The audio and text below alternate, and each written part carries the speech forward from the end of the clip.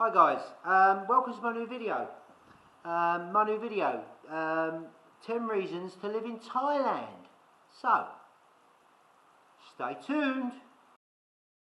Hi guys, why wouldn't you want to come to Thailand? Huh? Look at this.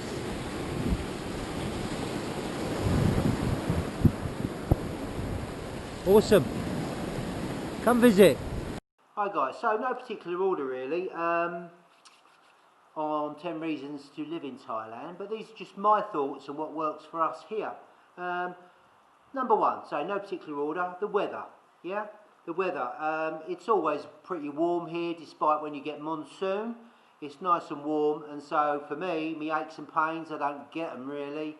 And you can always pull a pair of shorts on in the morning, and you know the day's going to start really well. Even if it's raining, it's still warm. So that's always a good thing. And also, you don't need many clothes, do you, really, if you're going to put your shorts on and a t-shirt every morning? Yeah, so that's number one. Number two, song. The cost of living. This varies from people to people. And I know there's a lot of videos out there on it, but the cost of living totally depends on your lifestyle. If you live in Bangkok, say, you know, the cost of living in Bangkok is going to be higher than it would be living in a small little village somewhere, really.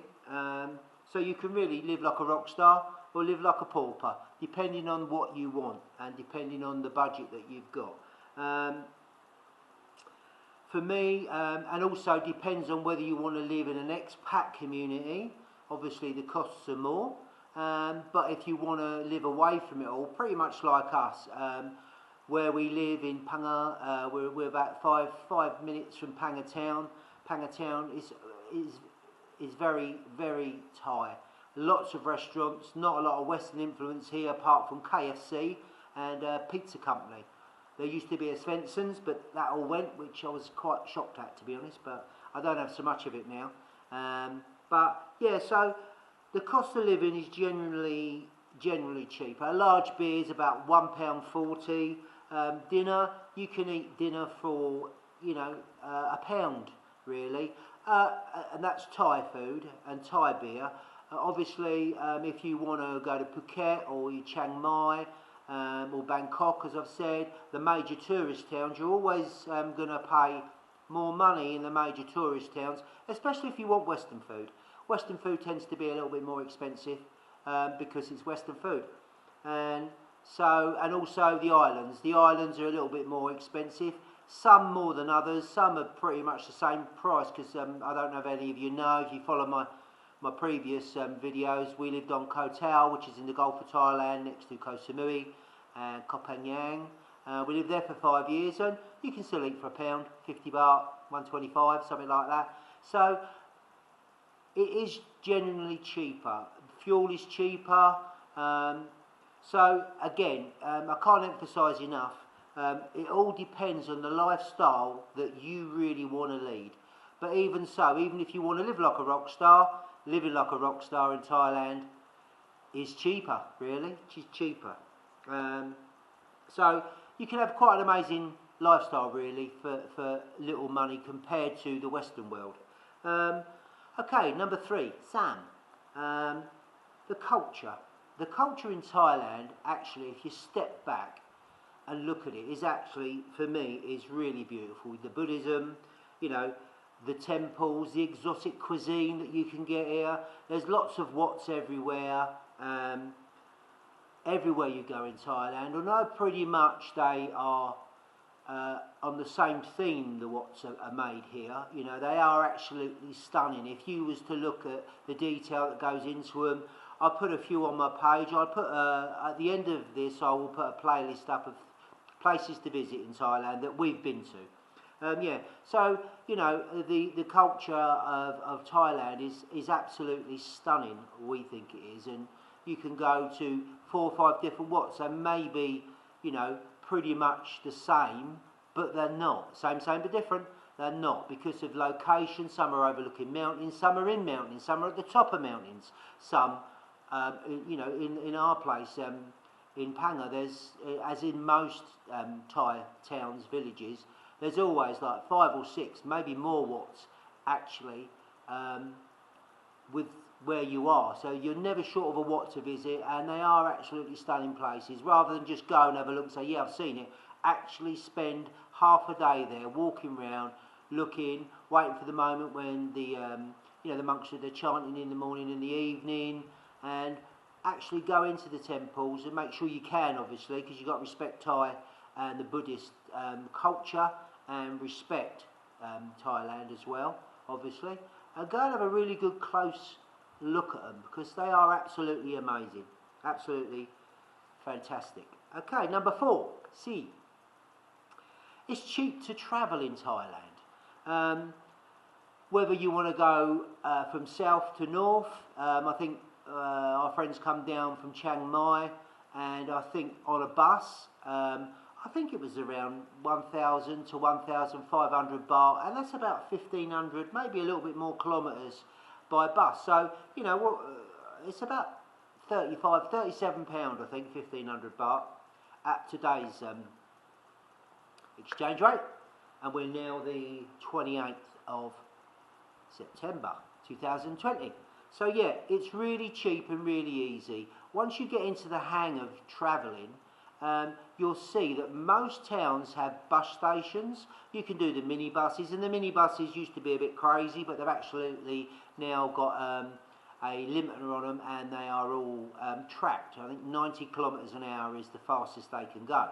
Because trust me, in the past we've been on some big buses that are doing a lot further than that, and we've had one in particular, quite hair-raising big bus, boom boom bus as you call them, trip to meet a ferry, which they tried to get us on early, which was quite scary really. But the normal buses that you see in Thailand, you can really get around. They're comfortable, you know, they're air conditioned normally, apart from the old ones.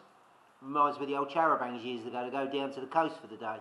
But yeah, travelling is easy. You think it's chaos, it's an organised chaos, and they know exactly what they're doing. The same goes for boats. I mean, the ferry from Koh Tao, when we lived there, over to Champon or Suratani, I think it was round about, these are the night boats, so you can drive your motorcycle on or your car on.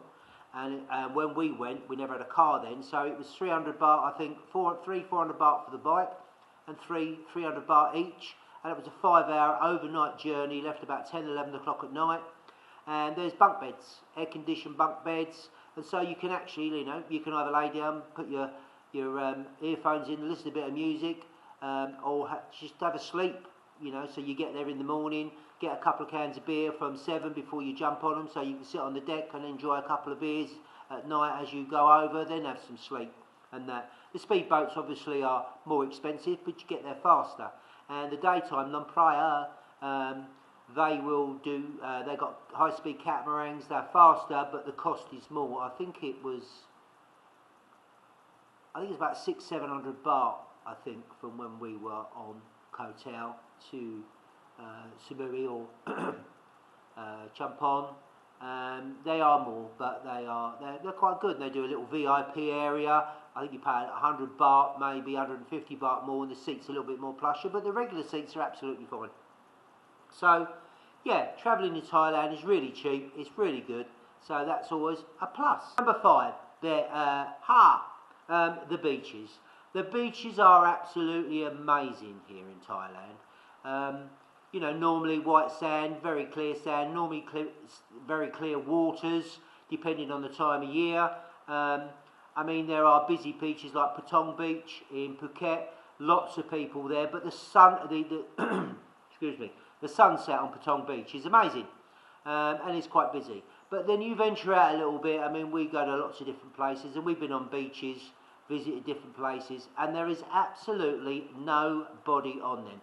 I know this time where the travel isn't obviously opened up yet in Thailand, and they are making steps towards opening up Thailand, as I'm sure the users that follow the news from Thailand, they are. Maybe not for everybody at the moment, but it's a step forward, which is positive. It's a step forward. And but we've been places, absolutely nobody on them. Nobody. And so the beaches are absolutely stunning, and there are lots of them. There are lots of them. So that's another good one, guys. Okay, number 6, safety. I know that a lot of people have travelled throughout the world, and for me, I've travelled, and me and my wife Lisa have travelled quite a lot as well. I've never ever felt uncomfortable in Thailand. As I say, I know people have different stories, and I am only speaking for the experiences that we've had. So, yeah, I totally feel safe actually when you travel in Thailand, and my wife feels the same about that. I think, you know, you got to feel safe, and they'll always try and help you out. But one thing you should always remember, you know, you should always respect the culture of the country that you live in, especially here in Thailand. Respect their culture and respect the monarchy, because they love the king, right? As you heard right at the start of it, 8 o'clock every morning and 6 o'clock every evening, the radio plays the King's anthem. And most people where I've been, they all stop while the anthem's being played. Respect the monarchy here, because the Thai people love their king. Never forget that. And also the culture. Just because you don't agree with it, that's totally your choice, or not necessarily the Thai culture you may not agree with. You may not agree with cultures anywhere in the world, but one thing you should always remember is you should respect the culture of where you're visiting or living, and respect what they expect from you, like wearing bikinis around a temple, or going into the shops like that. That's beachwear, it's not streetwear. So always remember things like that, you know. Number 7, jet. I found when the people are always friendly, always friendly. You're always going to get the occasional one or two that aren't, but everywhere we visited and been, we noticed it more in the mainland than the islands. But even so, I'm not saying the islands are bad, far from it. The people are always friendly on the road trips that we've done, and you know, and if you ask them to help you, non cap, chui duai, cap. They'll always go out of their way to help you. But the most important thing, obviously, is one, never lose your temper, always be polite, and always respect. As I said, you know, always ask nicely, and if there is an issue, if you lose it, they're not going to help you, okay? They're not going to help you. So smile, and let the universe take care of it, and things will always work themselves out. It may not be for the good, it may not be for the bad, but as I said, I cannot emphasise enough, never ever lose it at all, anywhere, especially immigration, anywhere really. Respect their culture, again, you know. It's the Mai Pen Rai. It doesn't matter, they'll always find a way to do it. Okay, number 8, bed. The lifestyle. It's a very, very relaxed lifestyle here in Thailand that we found. As I just said, Mai Pen Rai, it doesn't matter. You know, it's not, for me, it's not a PC country, you know, where a lot of it's in other Western worlds, it's rammed down your throat. You've got to, just because someone disagrees with you, it doesn't mean that you should take on their point of view. I believe that everyone's entitled to opinion, but for me, and this is for me only, everyone's entitled to their own opinion, but it doesn't give you the right to try and force people to understand and accept your opinion. Sometimes you've got to agree to disagree, which is healthy. It's, you know, a healthy discussion. So yeah, the lifestyle, as I say, it's very laid back. If we keep a low profile here in Thailand, because we love to do that. We love where we live. We love our Thai friends. We love our Western friends that come visit, and also our Thai friends that drop in from time to time with the cooking programs. If you've been following our programs, they cook, and we help a little bit, sort of thing. And I've learned so much cooking from our friends, and they've taken us out for the day and shown us different places in Panga. The lifestyle can be whatever you want to be. I know I touched on it with the cost of living, because obviously your lifestyle will determine how much you're going to spend or not spend. But, you know, the lifestyle is a really laid-back lifestyle. If you don't bother people, they really won't bother you. And so your lifestyle can be whatever you want it to be. And if you want to, you know, say, we live in a small village, set back a little bit from the town. The town's very relaxed. The village is totally relaxed. You know, when we lived on Koh Tao, that's very relaxing there at all. But you've got, you know, Koh Tao was a mecca for scuba diving, which I used to do an awful lot of.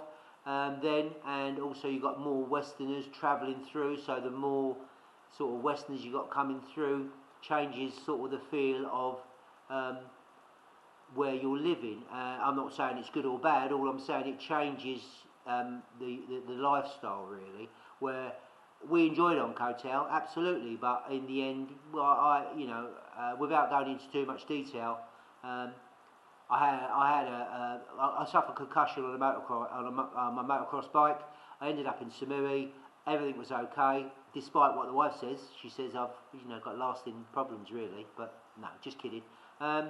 And then it made me realise from my wife saying that she's not going to go through this again, and it was a boat trip there with the nurses over to Samui, into Bangkok, Samui Hospital, get checked out. Hopefully, everything is good, as touch wood. But it just reminds you of where you live. And so it was always a ferry there, ferry back, speedboat there, speedboat back. And so at times in the monsoon, sometimes they shut everything down. And even so, I know Koh Tao Rescue have a speedboat.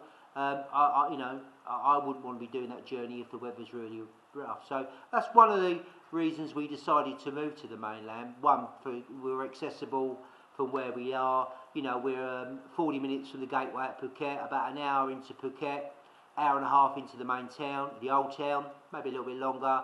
We're 50 minutes from Khao Lak, which is, beach, and also Krabi, Ao Nang. I love Ao Nang. I know it's very westernised, but I like to go to Ao Nang and maybe Phuket and enjoy the tourist bit for 2 or 3 days. And we're going to go away for Lisa's birthday at the beginning of the month, so watch out for that video, guys. So that's 8. So the next one will be number 10. Sip. I touched on it briefly around about Thai cuisine, food cuisine. The food in Thailand.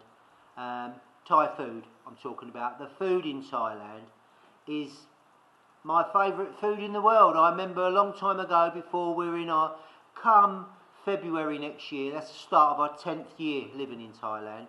And before we came, I'd visited a few times, and I brought my wife over to visit to see if she liked it. And I always remember saying a long time ago, if I could only eat one food in my life, it would be Thai food. And I said that 15, 20 years ago.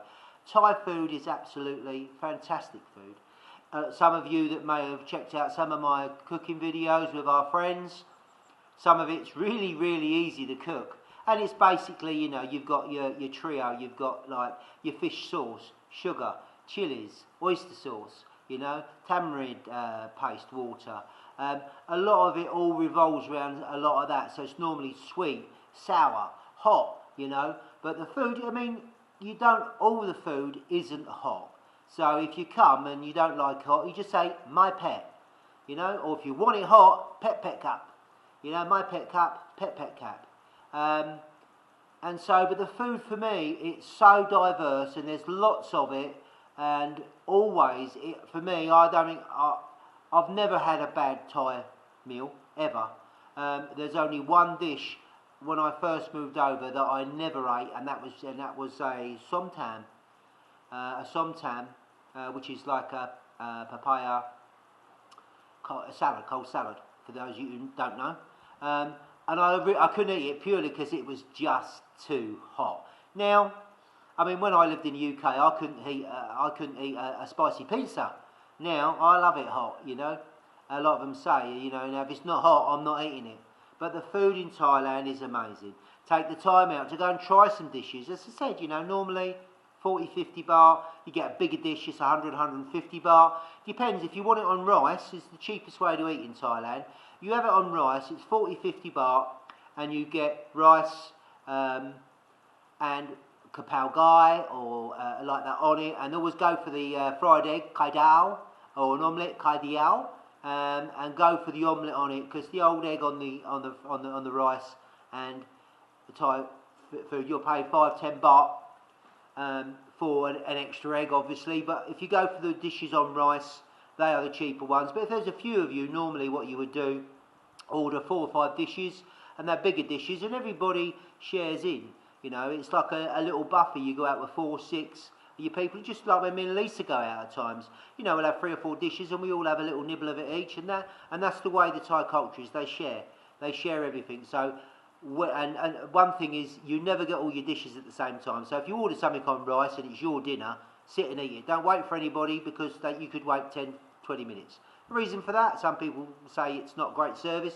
The reason for that, every dish is cooked individually, there and then. You know, fresh ingredients cooked there and then. So if you have a buffet style, then you share, and some people will go, well, I'll have a load of that, so I like that, but just have a little bit, because if it's something that you like, order another dish of it, you know. Fried chicken, the Thais know how to do fried chicken, gai tod, or fried pork, mu is pork, mu tod. The fried chicken they do is amazing. That's why the KFC is cheap here, because they can't compete with the Thai fried chicken. Fried chicken's awesome. My favourite is the belly pork. Mu glob, I think it's called. I may not be right on that, I'm not sure. My memory's not as good as it used to be. But yeah, sorry, don't want to, you know, overkill, but the food in Thailand is an experience of its own, and it is so cheap to eat. So, there you go, guys. That's my 10 reasons. I hope you enjoyed the video. I know it's just me talking and there's not much video and stuff like that, or fantastic vistas, or me on my motorcycle, or us going on a trip. We are going beginning of the month down to Koh Lak for 2-4 days, not sure.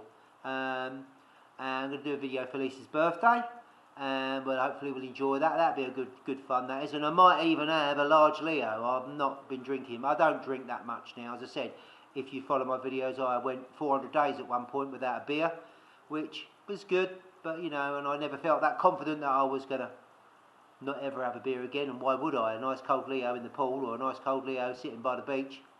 Can't get much better than that. So yeah, hope you liked the video, guys. A note to my subscribers, old and new, if this is your first time here, consider subscribing. Thanks to all my subscribers that have stayed with me over the years, and your comments I always appreciate, and I always answer them. So if you like it, give it a thumbs up, you know, which is really good. Sharing's a lot of stuff, because if it shares it gives a wider audience to my channel. So if those of you can share it on Facebook, if you're not comfortable doing that, maybe just send it to a few friends in a personal message. Maybe they may like it, and then maybe they may subscribe.